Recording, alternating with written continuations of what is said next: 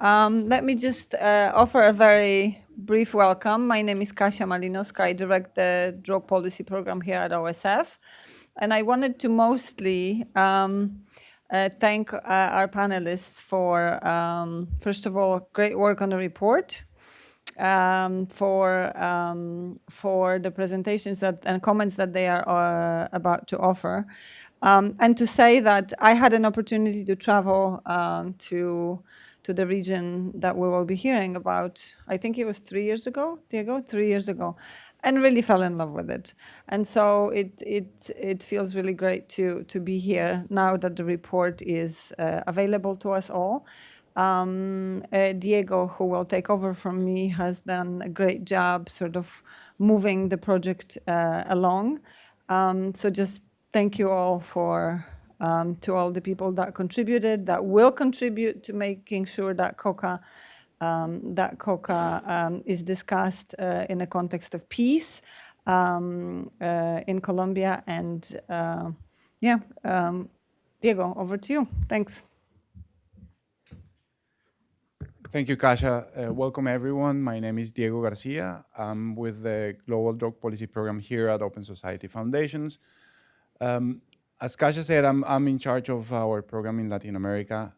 And we decided a few years ago to gravitate around the farmers and the coca growers' rights. That meant to us a great challenge, identifying partners in the region that were able to promote and protect rights of people that have been deprived of their right to livelihoods, their right to cultivate an Asian plant like coca. As you know, coca has been grown in the Andean region for different purposes for centuries now.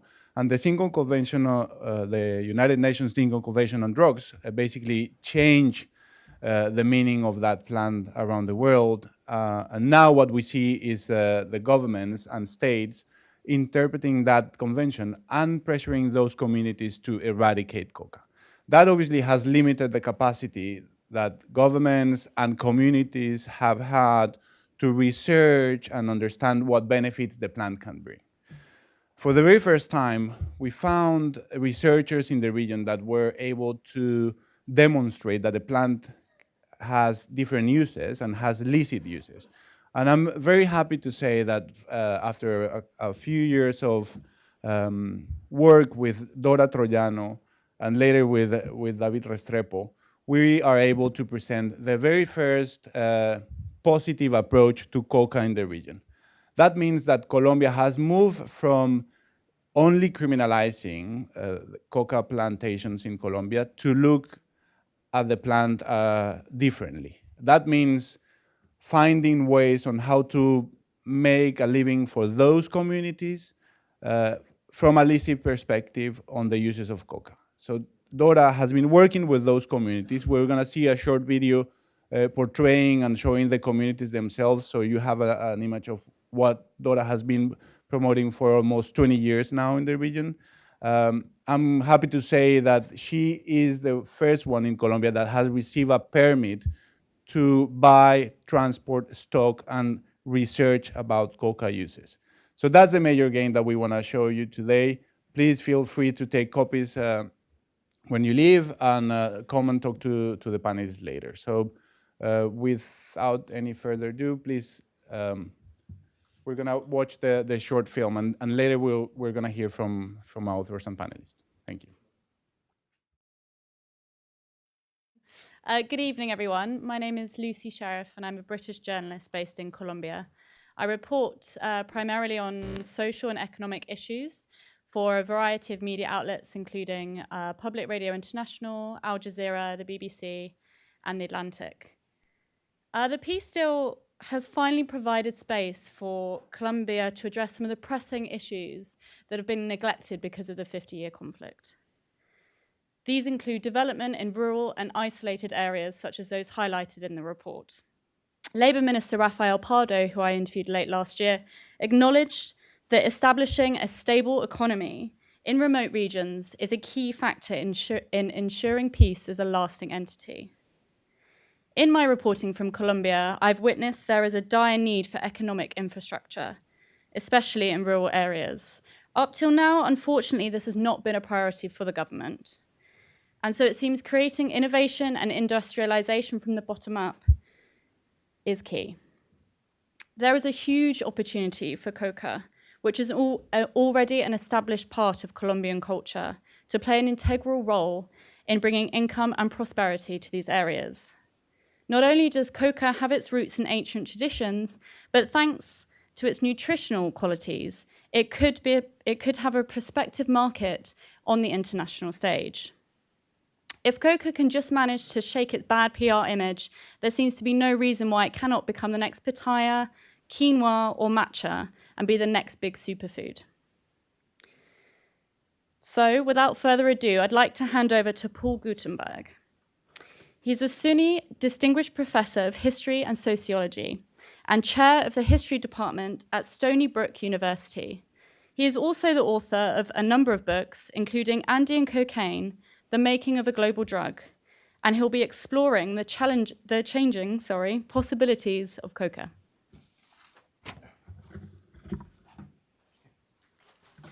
Thank you, Lucy. Thank you to the OSF for this opportunity.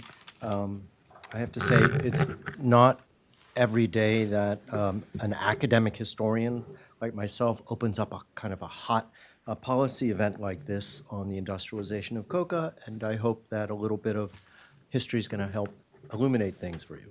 Okay, so my introduction today, I'm going to lay out a few of the bigger contexts for the urgency of this remarkable project on coca industrialization in Colombia, especially coca's ever-changing roles and possibilities in the Andes. Two brief topics, I hope. Historically, coca leaf's dramatic shifts in status over the last century or so, opening up a new space for coca innovation. And second, geographically and politically, over, say, the last decade, the dramatic divergence of coca possibilities in the three Andean nations and Colombia's unique opportunity here. Of course, the historian in me, what I'd really like to get into today, and I'm sure there's not going to be time for it, would be to go back to the 19th century when there actually was a period of a global market in coca health products, and it was very promising before it got cut off by drug prohibition. But I think we'll have to leave that kind of excursion to the Q&A. Okay, so why don't we start by talking a little bit about coca's changing historical status and spaces. Coca leaf, as opposed to its most famous alkaloid, cocaine, is derived from the shrub Erythroxylon coca and is one of the oldest cultivars in the Andean region, about 5,000 to 8,000 years old. And as most of you probably know here, the use of coca as a ritual or as a community good, a medicine, a labor enhancer, so on, the uses are innumerable, is deeply ingrained in indigenous lifeways, especially in the southern Andes. Yet, it's vital to grasp that coca is not some kind of timeless, eternal tradition, but has dramatically shifted its status and uses over time. Let me just give you a kind of timeline of these kind of historic ups and downs of the leaf, which have been sometimes very, very dramatic and are still going on. Okay, so it's true that coca dates to some of the earliest Andean peoples, but only by the time of the Incas, that is the 13th and 14th century, did the leaf become elevated and regulated as a kind of sacred substance. After 1532, with the Spanish conquest, the opposite occurs. Coca's status falls dramatically. The church branded it kind of a paganistic ritual, and there was a brief attempt to ban the leaf in the 1530s, 1550s, okay? But coca's use actually expanded throughout the Andes over the next 3 centuries under colonialism. That's because it became used as a labor stimulant. You've probably all heard of the mines of Potosi. And it also began to infiltrate wider into communities. It became a marker, as our anthropologists would call it, became a marker of Indian or indigenous status in the colonial period. Now, in the 19th century, coca saw a new and basically unknown rise in its possibilities and its status as new Andean nations were formed, and when the Germans discovered in 1860 this powerful alkaloid, cocaine, that's within the coca leaf. So now coca was changing because it was linked to a modern miracle drug and a valuable medical commodity. So both national elites in these countries, as well as Americans and Europeans, became fascinated, especially medical men, with this leaf and its miraculous properties. And this led to that brief period, 3 or 4 decades, when there actually was an active international market in coca products, basically health goods. The most famous of these was Vin Mariani in Europe, one of the more pioneering commodities of the late 19th century, and its copycat here in the United States, which was mixed more with sugar than with alcohol, Coca-Cola, which has its roots in this broad period of fascination with coca as a medicinal, coca as a health product. By the way, I do want to mention something that only a few historians would know. The term industrialization of coca is actually very, very old. And it goes back to this period of the late 19th century. But in the late 19th century, it meant only one thing. It meant the production of medicinal cocaine, and chiefly in Peru, where most of the cocaine was being made at that time. Okay, so this was only prelude to another set of changes. In the early 20th century, coca's fortunes radically changed again. Its status fell dramatically with the rise of global drug prohibitions and related racial addiction pseudosciences. It's a long and complex story, but by the 1920s, Creole elites in Peru, Bolivia, and even Colombia medicalized coca. They embraced this new kind of addiction idea and began to brand coca as a kind of mass degenerating social disease of the indigenous masses. That is, coca became equated with cocaine for the first time. Coca also lost its honorable place as a modern export abroad, as the US and other places paradoxically banned import of this completely harmless leaf because of their dread of the drug cocaine. By the 1940s, restrictions on coca began to be in the air, a move epitomized in the Andes by the famous 1949-1950 UN mission of inquiry on the coca leaf to the Andes. All of this turn against coca culminates in the 1961 UN Single Convention Treaty, still, as most of you know, the kind of bedrock treaty of global drug control, drug prohibition, which not only for the first time listed coca itself as a drug, but launched the concept of actually eliminating the plant and indigenous habit, of course, in a kind of a quarter century span. That would have been 1986 or so. Okay, yet the worst was to come after that, and that is coca criminalization.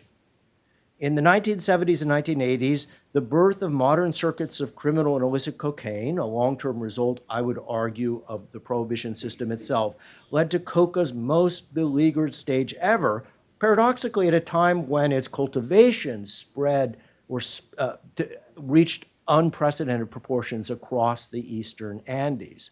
Cocaine booms in Bolivia, Peru, and finally Colombia, and spiraling violence and corruption around this lucrative drug led to US-inspired campaigns to actually eradicate the leaf, as it was called during that time, at its source. These were erratically carried out, more so in one place than others. But what this was not only a criminalization of cocaine, but this was also, importantly, a criminalization of people. The tens of thousands of new cocalero growers in hotspots like the Chapare, Huallaga, and Putumayo. And of course, among other paradoxes, this post-1980s global drug war targeting coca wasted billions and intensified bloodshed in coca regions, but ultimately did almost nothing to stem the plantings ballooning all across the eastern Andes. But that's not even the end of the story there, because there's been a recent turn in the history of coca that is really the prelude to what we're looking at here today. And that is, starting in the 1970s, making coca's story even more sinuous and complex, the opposite counter move takes off, and that is the so-called revindication of coca. And it's very little studied how this actually occurred. An intriguing coalition of new indigenista movements, global anthropologists, and drug specialists in a backlash to the repression and violence in the Andean drug war re-embraced herbal coca leaf.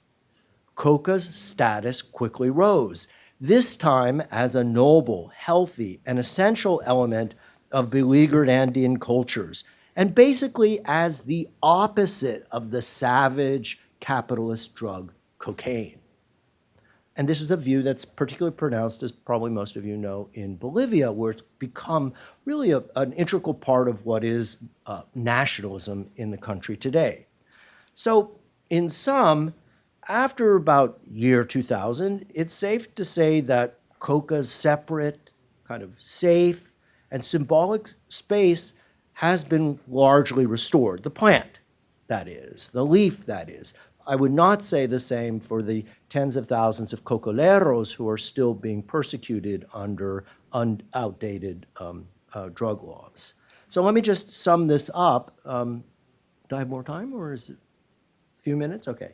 Well, I hope the main takeaway that you get from this is that you can see now that coca leaf, rather than having kind of one static role or meaning, has significantly shifted over time, most of the time over the last century, closely linked in a dialectic with the drug cocaine.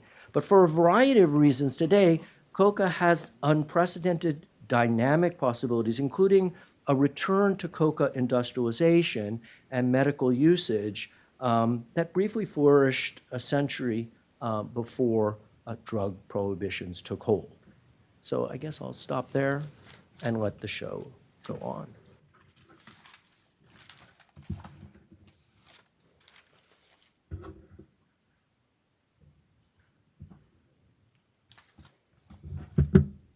Thank you, Paul. I also now have the honor of introducing the report's two authors, Dora Troyano Sanchez and David Restrepo, as well as Maria Clara Torres, an internationally published researcher in coca. Dora is an instructor and researcher with the National Training Service, SENA, in Colombia, and has worked for nearly 20 years with coca farmers, researching and promoting the coca leaf as an agricultural product that can contribute to the economic development of coca growing communities. David works on drug reform policy and product innovation in Colombia and Peru with a focus on the coca leaf. Maria is a PhD candidate in the history department at Stony Brook University. Her research focuses on coca in Colombia from the early 1950s to the 2000s. So now they're all going to take to the stage and we can have more of a discussion about the report. Thank you, Lucy. Can you see if this works? Great. Yeah, so I think I'd like to recapitulate some of the points that you've seen in the movie and some of the points Paul has raised, because they really form the story of this report. I think what we need to say, to begin this story is that in Colombia, the attitude towards coca growers has been basically to try to eradicate and substitute their crops. Unlike Peru and Bolivia, we have not really entertained an alternative from a state perspective that has never really featured in the discourse. And the motivation for this, of course, the main story that we hear is that we needed to get coca, to get rid of cocaine at source, to stop the cartels, the guerrillas, and the paramilitaries. But the other thing that has always been going on with coca in Colombia is an older motivation. And it is this derision towards coca and its association with indigenous cultures in which coca is a very prominent part. So the goal in that move was to suppress anything that linked us to our indigenous ancestors. We are a very mixed race culture. A culture that is a product of many peoples coming together and mixing, and the indigenous element of it is very prominent.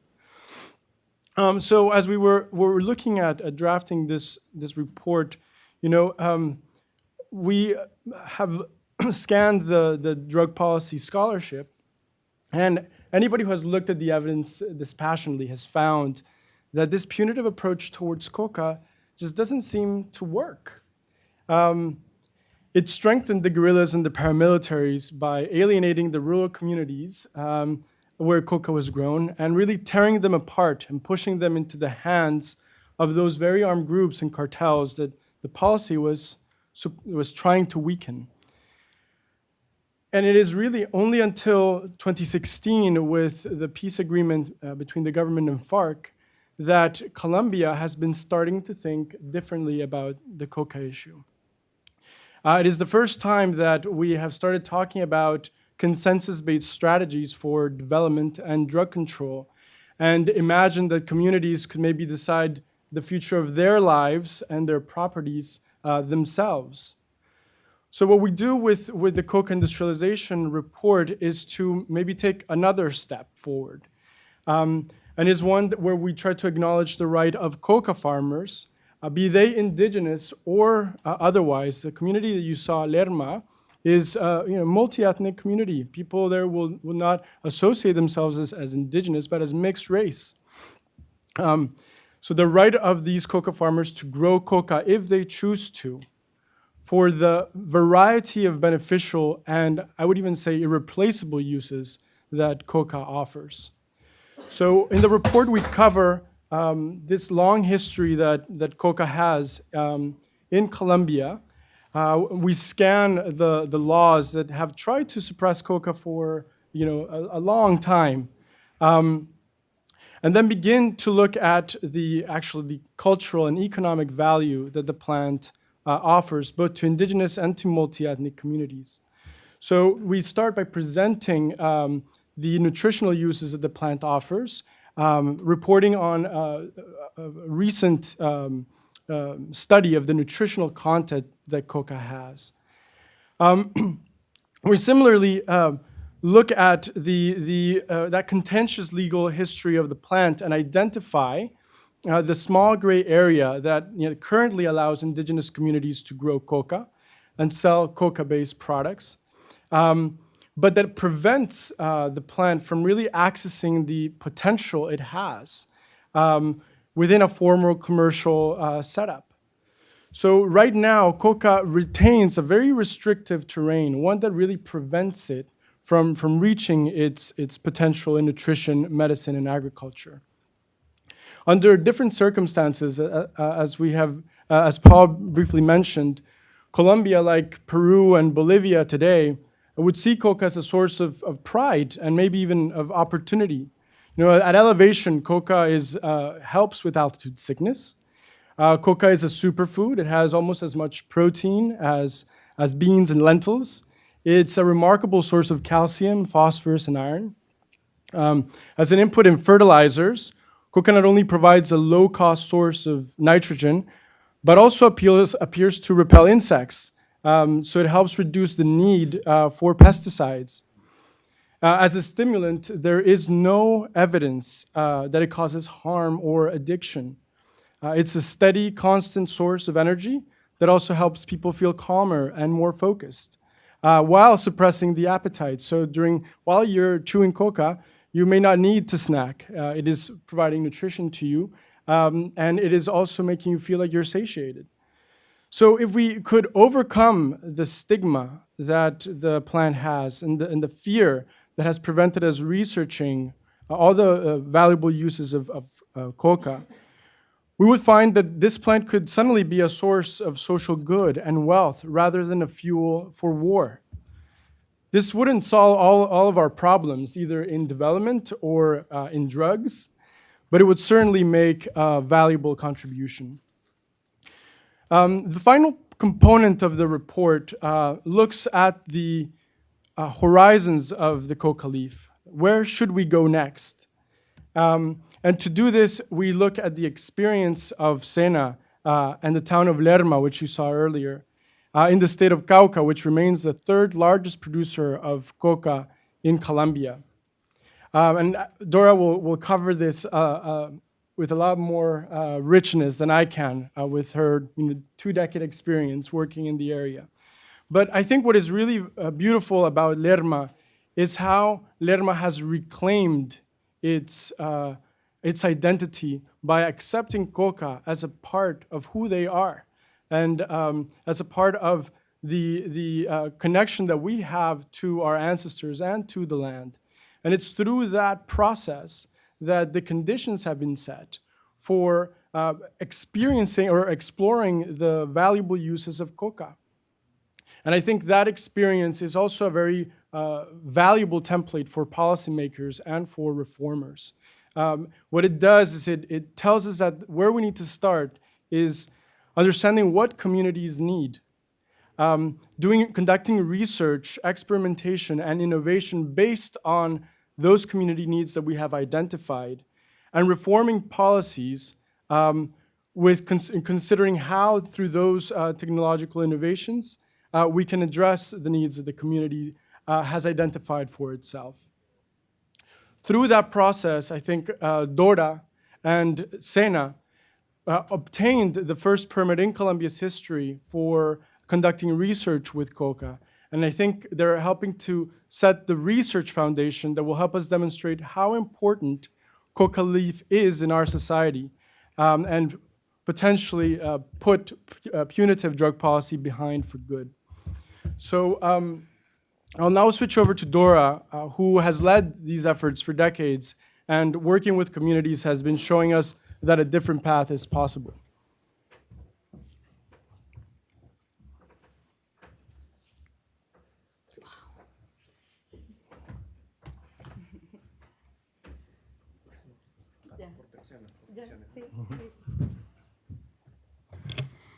Buenas tardes para todos. Muchas gracias. Buenas tardes, hija. Ella es la más pendiente, fue la que llegó primero al salón, le ganó a todos. She came first. She was the most interested person here. She made sure she was here on time, very much on time. Primero que todo, gracias por darse la oportunidad de tomar un tiempito para escucharnos. Muchas gracias por sacar tiempo de sus agendas para acompañarnos en este proceso tan largo y por fin tener este hijito. Es el primer hijito que tenemos David y yo, pero es como es un hijo con muchos papás, porque está Casia, está Diego, está toda la gente de la Open, están todos mis compañeros del SENA, con quienes hubiera sido, o sea, sin ellos hubiera sido imposible hacer este trabajo. First of all, thank you for taking the time to come here and for taking the time to, in your agendas, making the space to come listen about this topic. This would be our first baby, and a baby with many fathers. I would say we can count among them Diego, and I'm missing probably a couple of people. Diego, Casia, and todos los de la Open. People from OPE that have contributed to this. Y mis compañeros del SENA. And my colleagues from SENA too. I want to thank you them for this first baby that I had in my hands this time. Cuando empezamos a escribir este reporte, cuando se dio la oportunidad de empezar a escribir este reporte, siempre pensé que iba a ser un trabajo muy fácil, pero con el tiempo me di cuenta que se complicaba porque la coca no es unidireccional. La coca, así como su distribución en todos los Andes, tiene que ver con múltiples estados de gobiernos, estados de ánimo, gente, y la coca tiene una identidad según la persona que la interpreta. This work in the beginning, I thought it was going to be a simple one, but as I got into it, it became complicated as I enter in, I continue doing it. Because Coca is not a unidirectional entity or product, it is really taken and it really spreads out or takes many different facets depending on the cultural, the government approach, the mood, many other factors that really change what Coca means for different regions in the Andes. Para tener un contexto muy general, la coca es una planta que pertenece a la familia botánica de las erythrosiláceas, que solo tiene 3 géneros botánicos, uno de los cuales es el que tiene alcaloide de cocaína. To just talk about the leaf, belongs to the family of electrosylaceae or electrosylaceae. One of them has, there are 3 in total, and one of them has this in its content, this alkaloid. Cocaína, Which- el único que tiene. Which would be what we know as cocaine. Y se distribuye en Colombia, Bolivia, Perú y Ecuador. It's distributed in Bolivia, Peru, and Ecuador. Es una zona restringida, o sea, no se puede dar plantaciones grandes en otros lugares del mundo. It's a restricted or limited area by policy. They cannot be larger in any other part of the world. It's allowed to have those large amounts of plantation or cultivation or growth of the leaf. Como lo decía el profesor Gutenberg hace un momento, esta planta ha acompañado a las comunidades andinas durante los últimos siglos, pero solamente durante el último siglo, después de la prohibición, se convirtió en un problema para las comunidades propias de la región andina.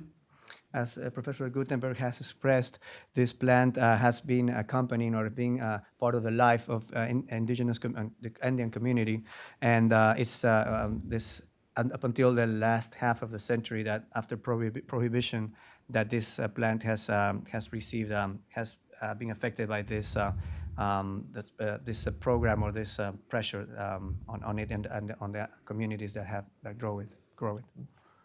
Y es un problema más agudo en Colombia porque cuando se firmó la Convención de Estupefacientes, nuestros hermanos peruanos y bolivianos se sustrajeron de firmar la convención en su totalidad, respetando la presencia de sus comunidades indígenas en los territorios. And after the drug convention, when that was established or presented to the countries, Bolivia, Peru, and Colombia, Bolivia and Peru opted out of certain guidelines or opted out of it completely on its totality because of the effect that was going to for respect to their indigenous communities.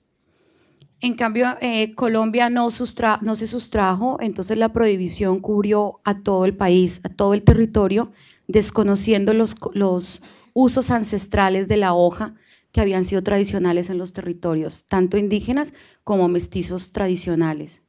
So Colombia did not take a step away or resign or didn't submit it actually to this convention, and by doing that they ignored and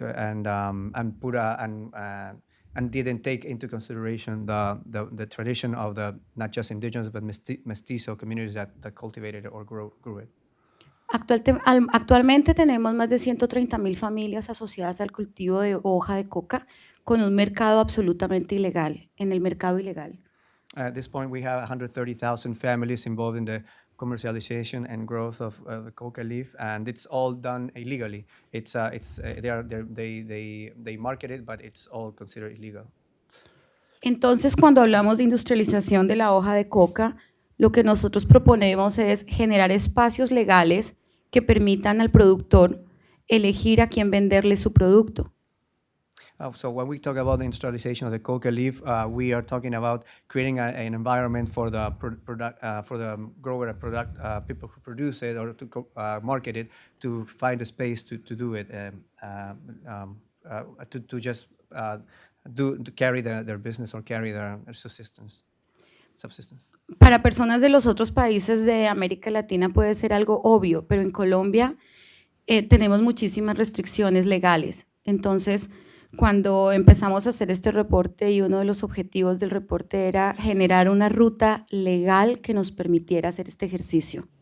So this might sound obvious for other countries, but in Colombia we have many legal restrictions. So the goal of this report is to provide a way or a roadmap for this industrialization and provide change a little bit the game on the question of the coca leaf. Finalmente, lo que esperamos con este reporte es que las personas tengan la oportunidad de ser valoradas como cultivadores, como agricultores, no solamente como agricultores de coca o cultivadores de coca, sino como cultivadores que aprecian la tierra, su territorio y las posibilidades de vivir de un producto agrícola que puedan comercializar en un ejercicio de libertad.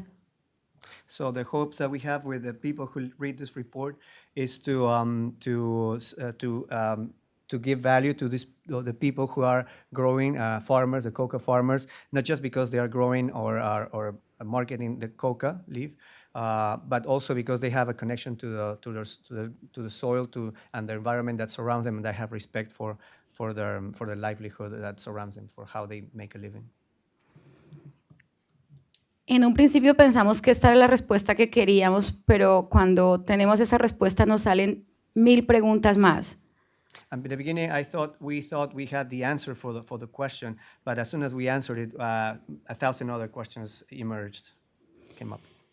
Y ahí estamos, invitando a la gente a que sumemos para hacer investigación sobre coca, que podamos argumentar avances sobre coca y sobre todo que podamos unir fuerzas para conseguir unas opciones posibles y creativas para un conflicto que nos está costando tantas vidas en Colombia.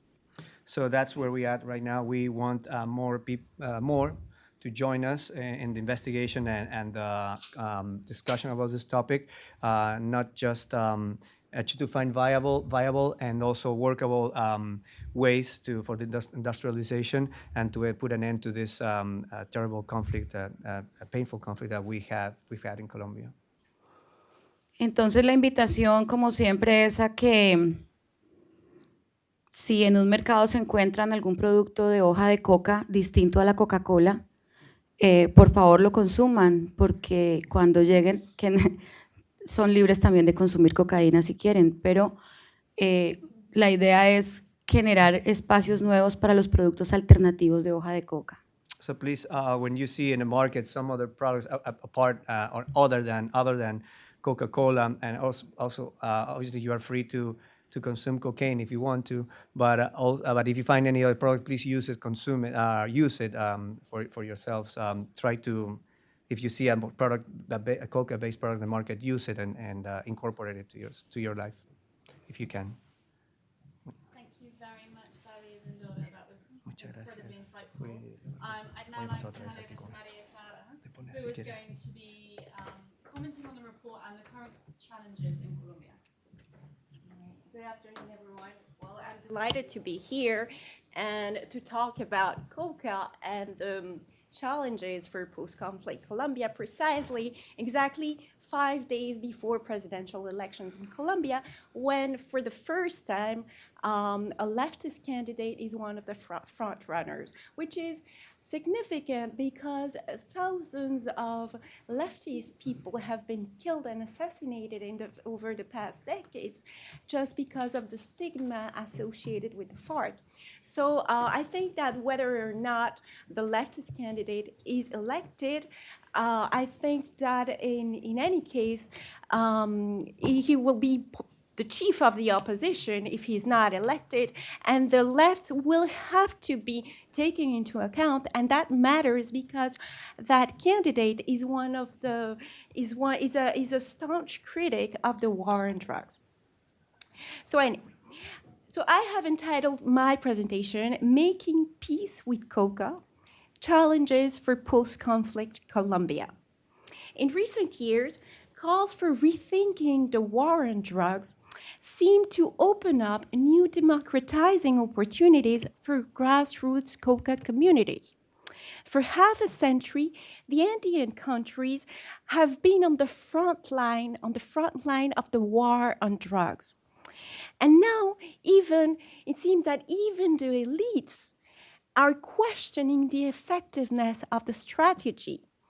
The region, as one of the journalists said, I open quotation marks, the region seemed tired of paying the price for America's war on its favorite vices. End of quote. So at least in Colombia, it was clear, or it is clear now, that neither, for at least part of the elites, or the most progressive elites, that neither military intervention nor alternative development has worked. So that means that neither the carrot nor the stick has actually worked, because a significant amount of cocaine are still coming out of the country. And after billions of dollars and pesos spent under Plan Colombia, coca actually returned to the previously fumigated areas and also spread to new areas. So it seems that, as Colombian journalists rightly stated, that at least part of the it seems that at least part of the elites are understanding what one of the Colombian journalists stated once. He said, illicit coca can neither be created nor destroyed, but only displaced. So, in addition to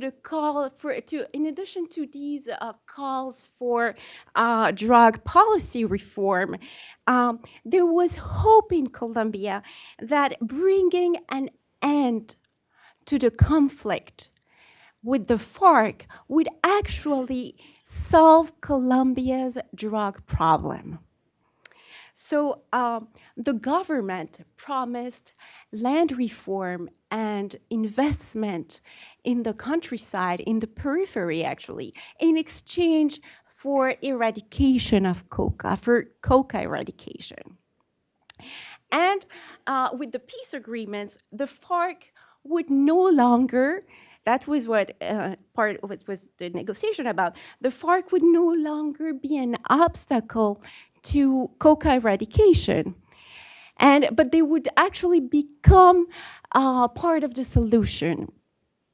So the FARC committed to cut off all ties to the drug trade.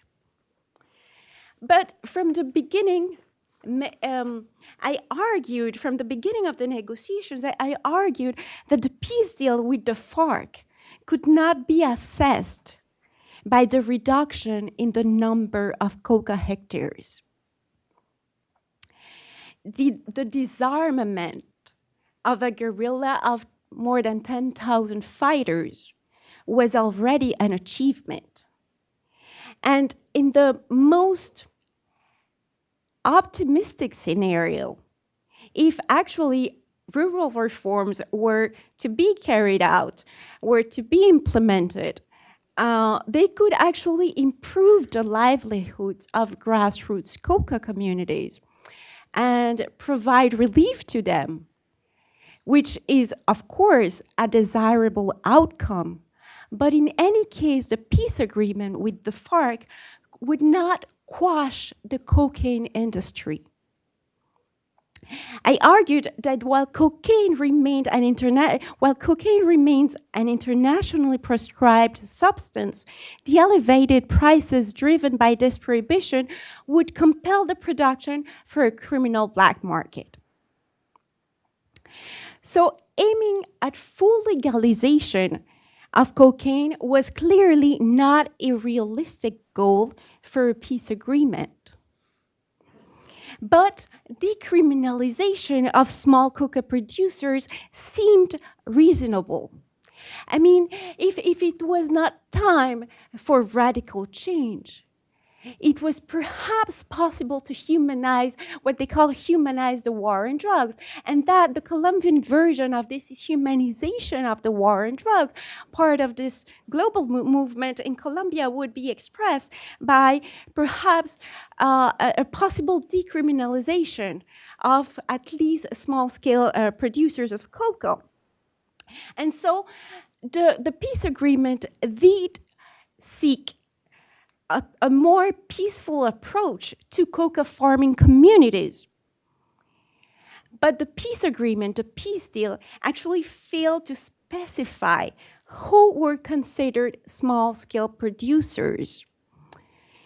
So this decision or this definition of who are to be considered small cocaleros, small producers of cocoa, was left actually to the legislators, to Congress.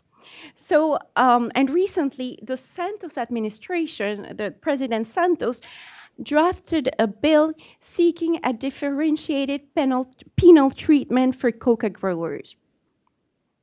Unfortunately, so the bill has been sent to Congress. It has not been voted yet. It has not been debated, but it has to be debated and voted in the coming days. But as of today, the bill seems disappointing. In what sense? In the sense that it is not an indefinite exemption from criminal charges for small coca growers. So the bill has two main components, and I'll explain it very quickly. It seeks to shield from criminal prosecution, small farmers with plots no bigger than 1.78 hectares. Just to give you an idea, according to UNODC, the average coca farm in Colombia is 1 hectare. So the bill has defined small coca hectares, those who own plots or who occupy plots no bigger than 1.78 hectares. That's one of the components. The other component, but then they shield them from criminal prosecution, but that means that they have to sign up for a substitution agreement. They still have to substitute. I mean, they're not prosecuted, but the condition is that they have to eradicate coca. So it's kind of, it's almost like an administrative measure. It's just a measure so that the government can actually implement alternative development projects, and people can benefit from these projects without being prosecuted. You know, because if they are illegal, then the government shouldn't be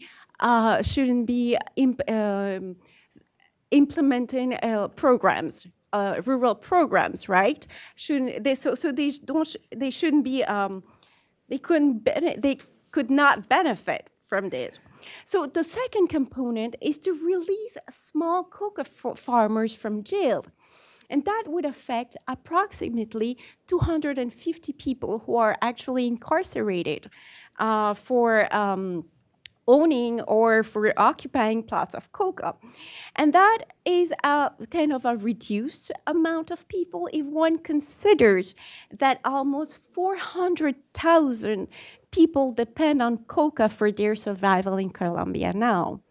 So this bill is a temporary provision to allow small coca farmers to benefit from alternative development programs without being prosecuted. It does not legalize indefinitely the production of small amounts of coca. And the bill comes after the Trump administration threatened to decertify Colombia as a cooperative partner in drug control efforts. So I think that like the spirit of the initial idea that the peace agreement had of seeking a more peaceful approach to coca growers is not clear anymore, at least not by Congress at this moment. I think this is Colombia is, I mean, at a year and a half after the signing of the peace agreement, Colombia hasn't really made much progress in going beyond the prohibitionist paradigm. Colombia has continued to wage the war on drugs while implementing very slowly the rural reform promised in the peace agreement. So they're doing both things. They're trying and they're doing it very slowly to do to carry out rural reforms in the periphery, but at the same time, they're waging the war on drugs. They are implementing forced eradication. So. And here's what I argue is the prohibitionist approach with its corollary military intervention is a serious obstacle to consolidating peace in Colombia. Counter-narcotics campaigns have continued to spark violence, human rights abuses, and social unrest. So now, after the peace agreement, it seems that the communities are actually caught in the fight between illegal armed groups for the control of the territories once oversaw by the FARC. And that includes the old ELN guerrilla, new brands of paramilitaries, including, and also the Sinaloa cartel. Mexico. So since the signing of the revised peace agreement in November 2016, illegal armed groups have killed hundreds of community leaders for embracing coca substitution programs. And to make matters worse, now the police has access to remote coca growing areas that were once controlled by the FARC. So instead, this new access now that the police has access to this area, instead of improving the security of people, it is putting them in harm's way. And what do I mean by this? Is, for instance, a few months ago in the municipality of Tumaco, Nariño, the police opened fire on a crowd who had gathered to resist forced eradication. And they killed at least 7 coca farmers. So it seems that now the situation is even worse, that the police can have access to these areas because grassroots communities are now threatened whether they pull out coca or not. They're threatened if they pull out coca by illegal or armed groups, and if they don't, by the police. So Colombia will not achieve, I argue that Colombia will not achieve lasting peace until it actually stops creating seedbeds for drug trafficking gangs. And that means legalizing the production of small amounts of coca. Coca industrialization could potentially become a promising economic tool for post-conflict, as shown in the report by Dora Troyano and David Restrepo. Yet, as Diego Garcia rightly pointed out in the foreword, and I open quotation mark, he says, one cannot be naive and suggest that coca industrialization will fully absorb the illicit market. So I think, I argue that it is necessary to make peace with coca. And that's one of the challenges of post-conflict Colombia. And that means legalizing the production of limited amounts of coca for the drug market, as controversial as this statement might be.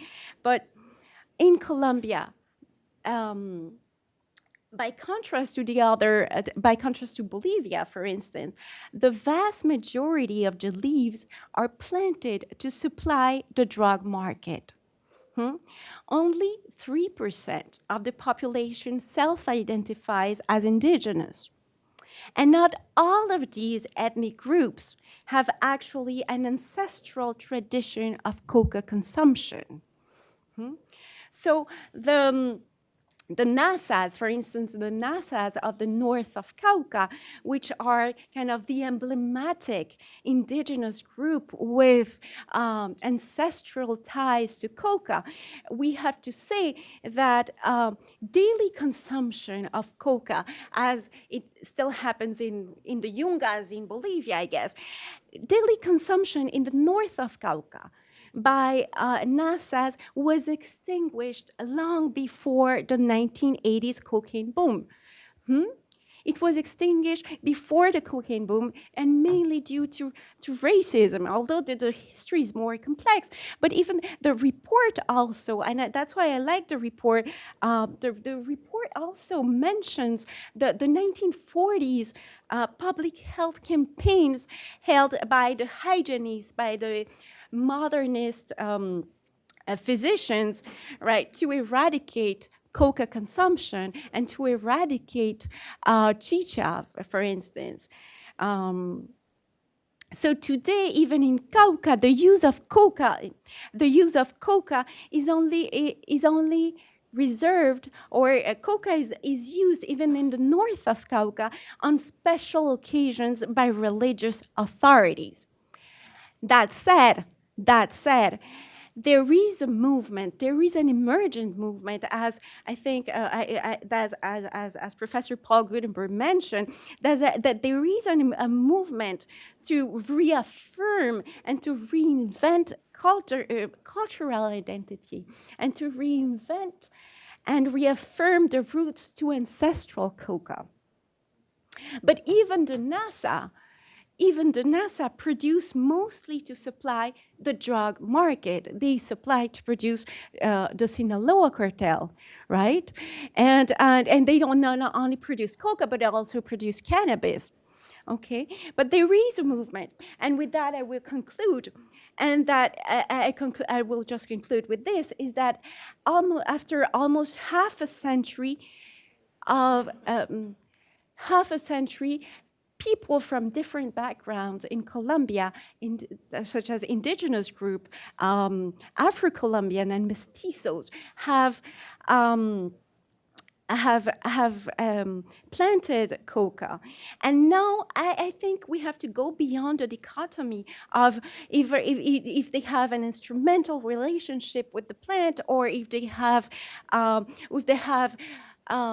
ancestral or cultural identity. I think that now in Colombia, after almost half a century, there is a mestizo and colono coca culture in Colombia.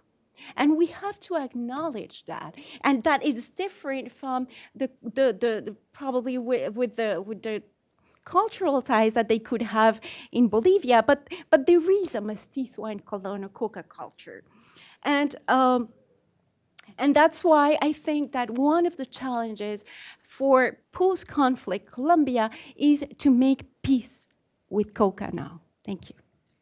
Thank you very much, everyone, for your comments. I believe we now have some time for questions from the audience.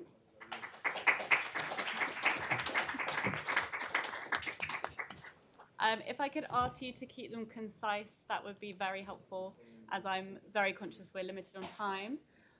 We have a microphone that's going to be passed round. Okay. Would you like to? So the microphone's back there. I don't know if you want to. So please be also mindful that we're recording the event, and later will be available in the website. So if you don't want to be in the recording, please speak off the microphone. Okay. I have 3 brief statements. I have always thought, not always, but for a very long time, that controversial subjects like this should not be promulgated without the other side offering the opposite view.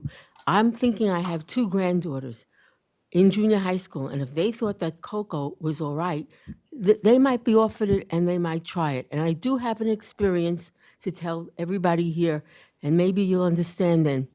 I have the fast thing. Yes, after I'm going to ask you to tell me what's wrong with what I'm saying, because I really would like to know. I have a girlfriend who has a grandson who had 3 car accidents under the influence of marijuana and threatened his mother that if she didn't buy him another car, he was going to tell the police that she had alcohol parties in her house. It did something to his brain. I want to know how you debate what I just said. So what exactly is the question in relation to the report? Should you be allowed to promulgate this? And how do you protect our young children? How do you make them think otherwise that it's not all right? Because we have children whose minds are not developed yet. How do you prevent all that? Okay, so perhaps a good question to answer would be, how do you ensure the public knows the difference between coca, the nutritional value of coca, and cocaine? Because obviously coca has a very bad PR image because it is, used to make cocaine. So how do you try and differentiate that? Is it a PR campaign that needs to run? Is it sort of from the bottom up? Education needs to happen.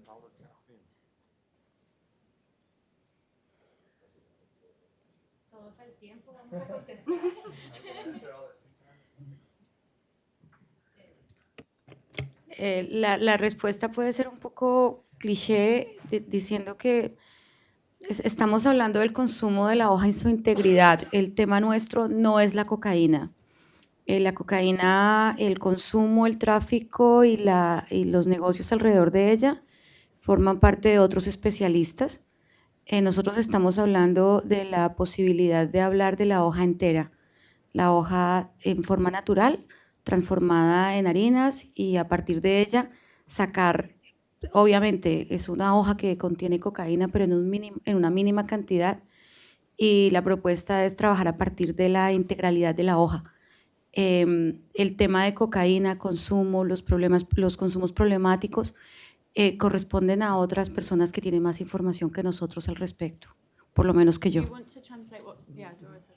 My answer might sound cliché, but we are focused. Oh, we're focused on. Thank you. We're focused. The purpose of our study is to find an integral use for the coca leaf. The topic of the consumption, traffic, and other things that are related to that, to the drug, are topics that should be addressed by especially people who are into this and investigating this or studying this topic. Our role here, our intention, is to find a more integral use for the leaf, for the coca leaf, as powder or as flour or other uses that we have presented. But that I would say that that topic of the consumption and traffic and other things has to be left to they have to be left to people who are more versed or who are studying the topic, have been studying the topic.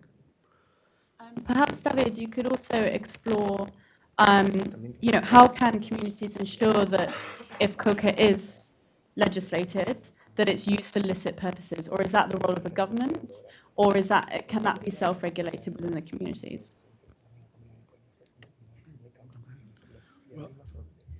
Well, back to both of those points, I think I just wanted to emphasize that science has not found any negative effects of coca leaf so far. And when there has been research, it's very difficult to do research with coca leaf. We're trying to change that. But when there has been research, it has not found that coca leaf leads to any of those uses. It's like a coffee. It's slightly stronger, potentially more effective, and doesn't create as many jitters. But anyway, in terms of the control of coca leaf, so that it's not diverted into the boogeyman, cocaine, I think Bolivia offers some interesting live examples of that, as well as Peru. I think in neither of these countries, if you look at consumption rates for the variety of drugs that there are, first, they're lower than here. Secondly, the supply chains for coca leaf. I think Paul would be a great person to answer this as well.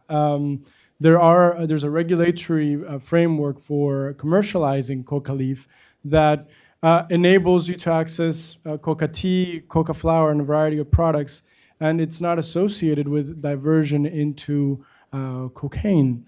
It's really complicated to make cocaine from these products that have been turned into packaged goods.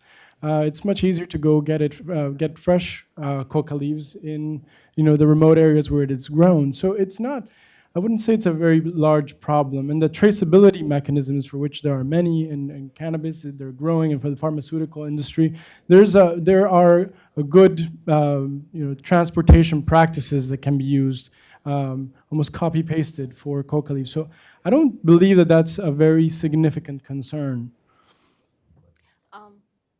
I would also add that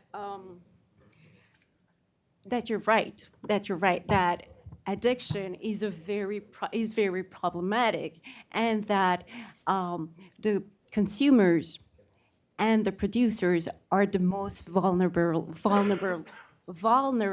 actors, and that they have to be protected, definitely. So, but I also know that thinking about a world free of drugs is unrealistic, and that the cost of the war on drugs are higher are higher in terms of human rights, because the producers are carrying the heaviest load, right? Yeah, well, sure, yeah, well, but so I think that at least in terms of human rights, if human rights are important, and that's our approach, right? The war on drug hasn't worked.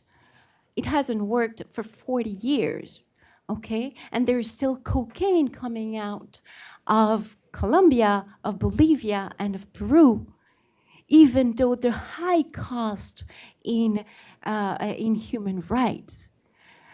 So the costs are very high, and it is necessary to make peace with those with the most vulnerable, and that means to protect the consumers and to protect the producers, who are the poorest ones in this story. So I know Dora had something else very quickly to add, and then I think we'll move on to another question. Solamente para aclarar que esta experiencia que hemos tenido y que hemos tratado de registrar en Lerma es una propuesta real de construir políticas desde las poblaciones más locales, rurales y lejanas, subiendo hacia la toma de decisiones del nivel central. La iniciativa surge por una comunidad rural que encontró la forma de negociar, digamos, de revalorizar una práctica que estaba considerada marginal y que poco a poco ha ido ascendiendo hasta lograr un permiso a nivel nacional. Consideramos que esta es una forma de hacer política, de modificar las políticas desde lo local. I'd like to mention the study and the data we have gathered from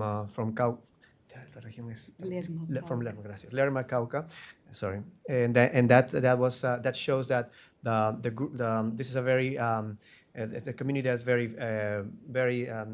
it's a community that has worked on their own ways of bringing their proposal all the way up to the legislature. In other words, they have been able to develop or design a normative for how they represented a proposal, and this has been heard by the legislature. So this would be another way of doing policy in terms of how we can change change the approach, not from the top to the bottom, but from the bottom up.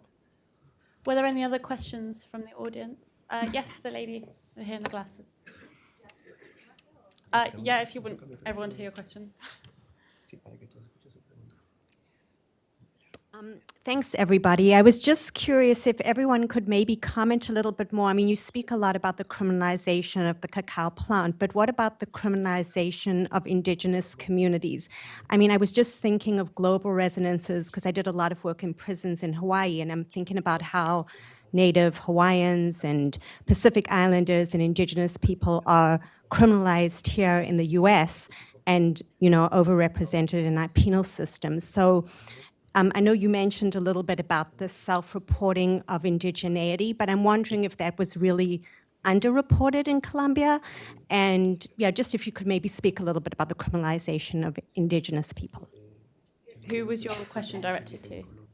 I'm sorry, I don't know your name. When you had mentioned that like only 3% of people identify as being, you know, straight out indigenous, I'm wondering how underreported that is, and especially when you're talking about mestizo cultures and sort of mixed race cultures in Colombia.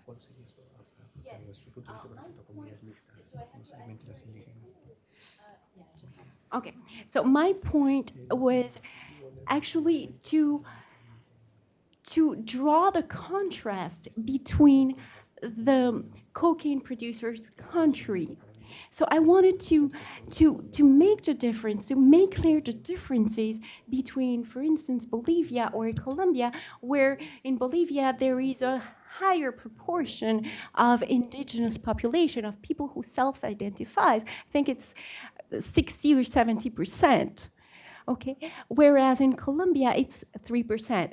There might be an underestimation, for sure, but I did wanted to mark that there are differences, and I also wanted to show that even though the difference is that indigenous groups in Colombia, for instance, are involved in drug production for as a commercial crop.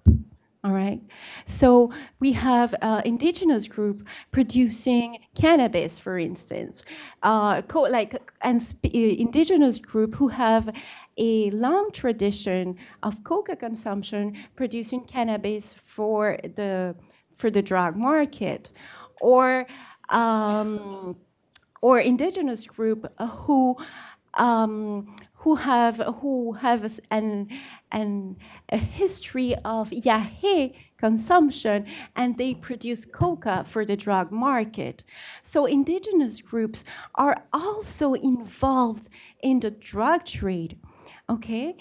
Just as Afro-Colombians, as mestizos, okay? And yes, there is your question about prosecution. The prosecution, according to the figures we have now available, it's like 255 people who are incarcerated for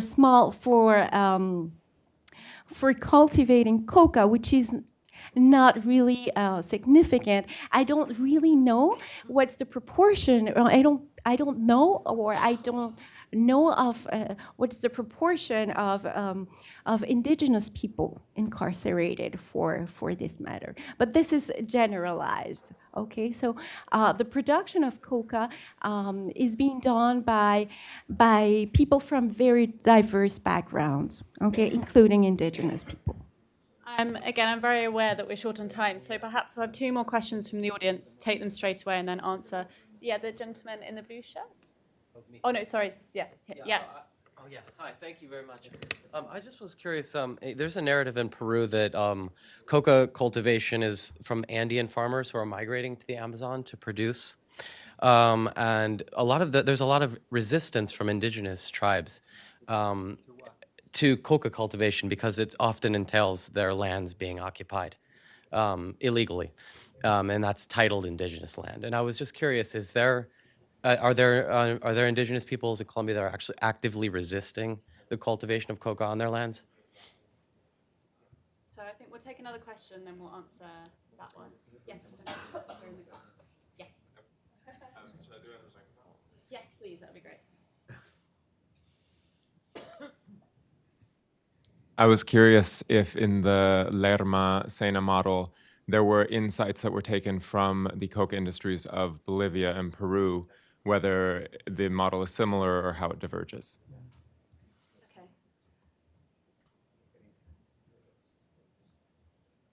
So perhaps you want to answer that last question. Were insights taken from the models in Peru and Bolivia to develop the model you had in Lerma? I'm going to let Dora answer this one. And perhaps you could translate sort of in shorter. Yeah. Okay. That'd be great.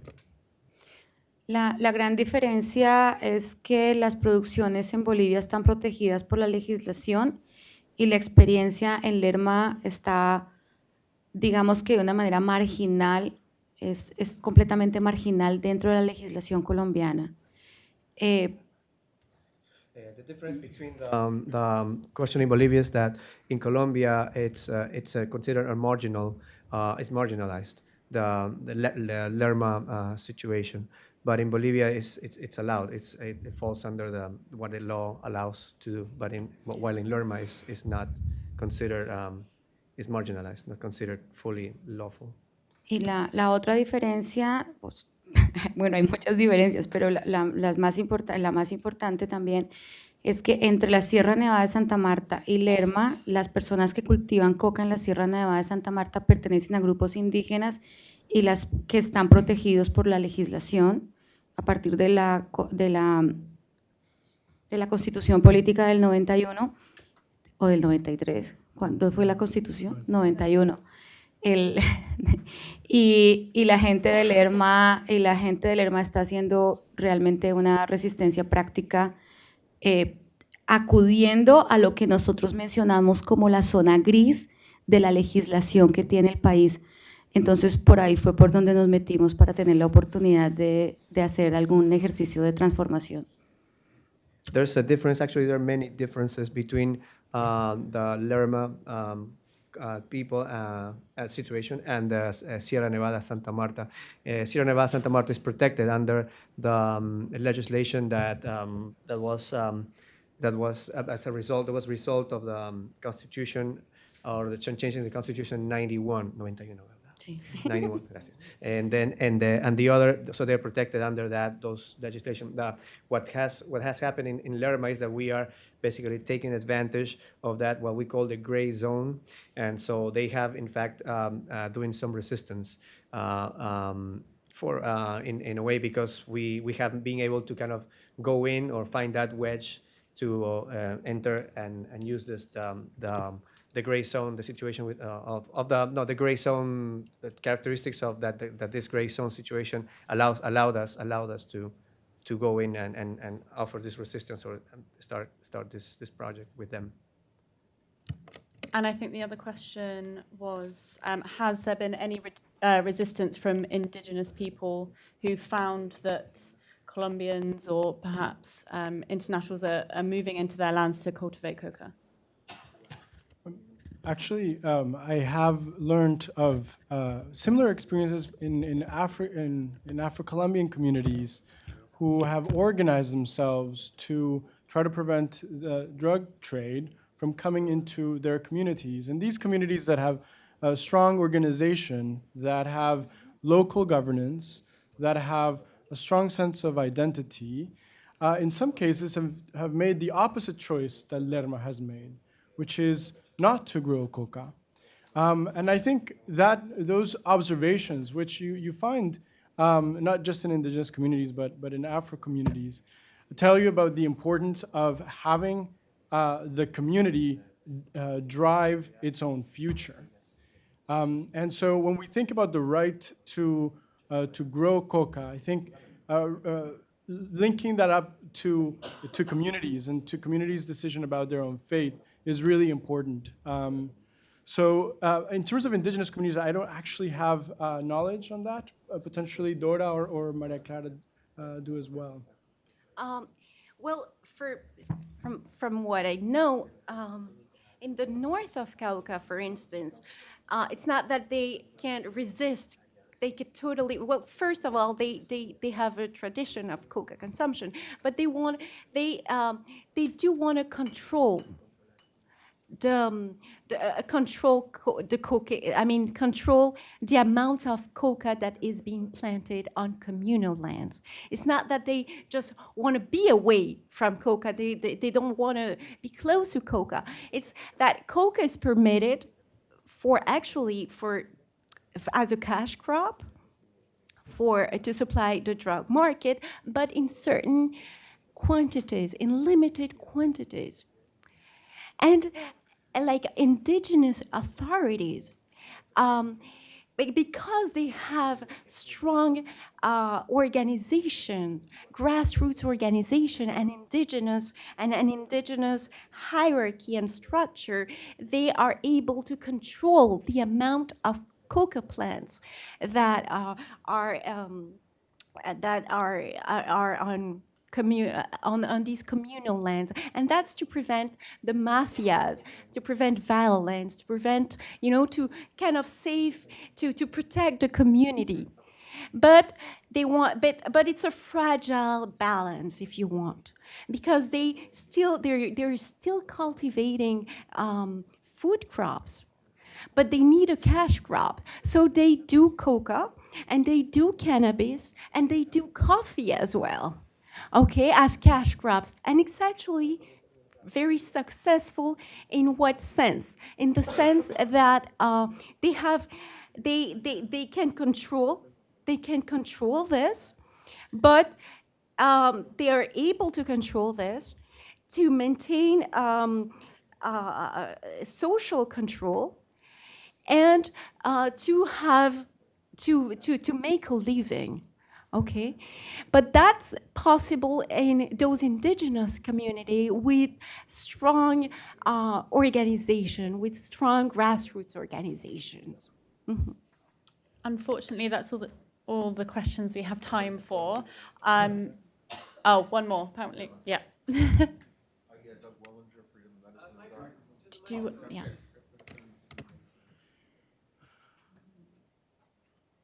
My name is Doug Willinger, blog Freedom of Medicine and Diet. I did the Coca 95 panel 20 years ago at the Drug Policy Foundation. Anyway, my question is about the use of coca versus tobacco. People using coca leaf to get off tobacco. If you look at the history, the USDA banned coca. They had the big scare campaign against coca because if it was being used as a tobacco habit cure.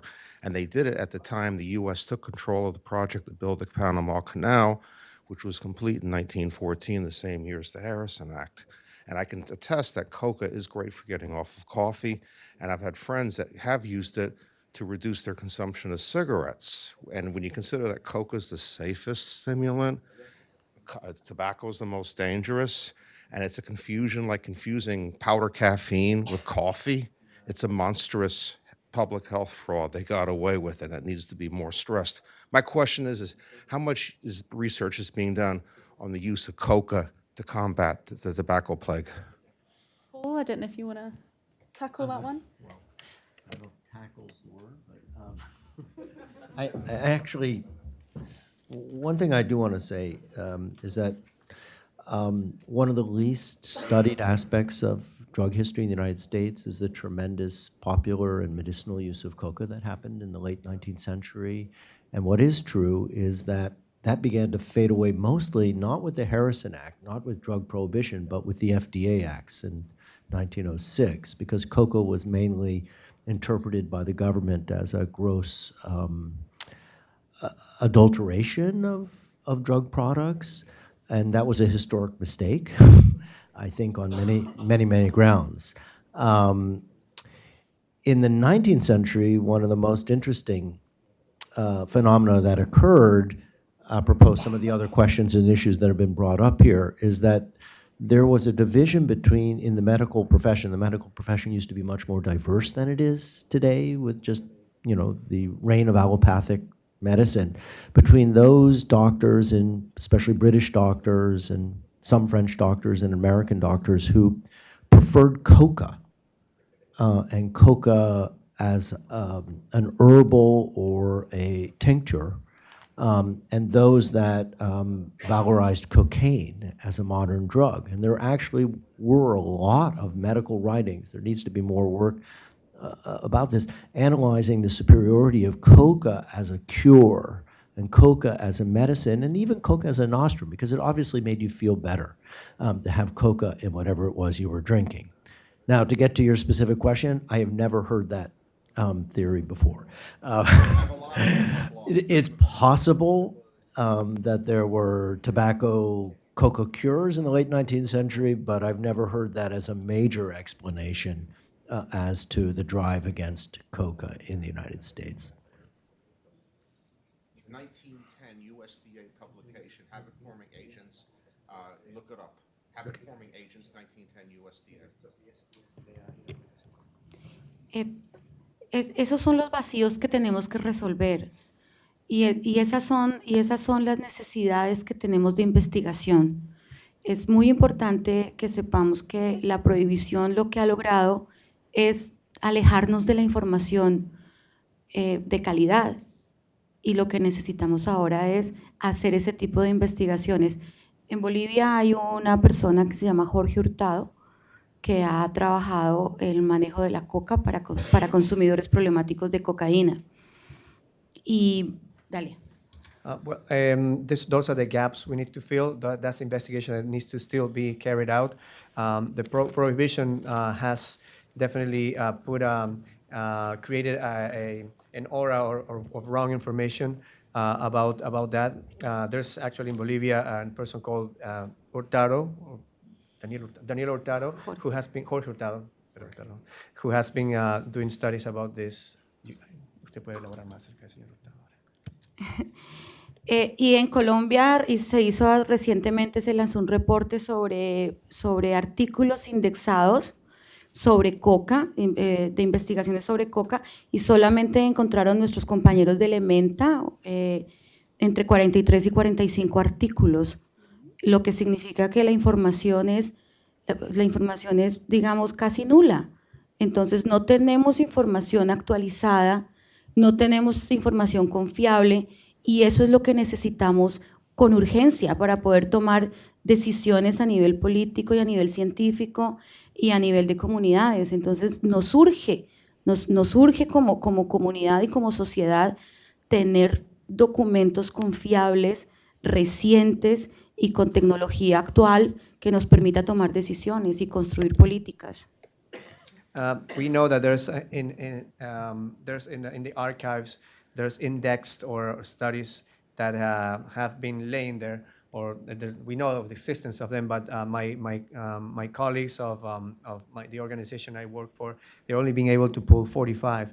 That means that that it's a very poor. I would say that in terms of the up-to-date information, we don't have what we need to really start a investigation and have a more modern scientific approach to this topic.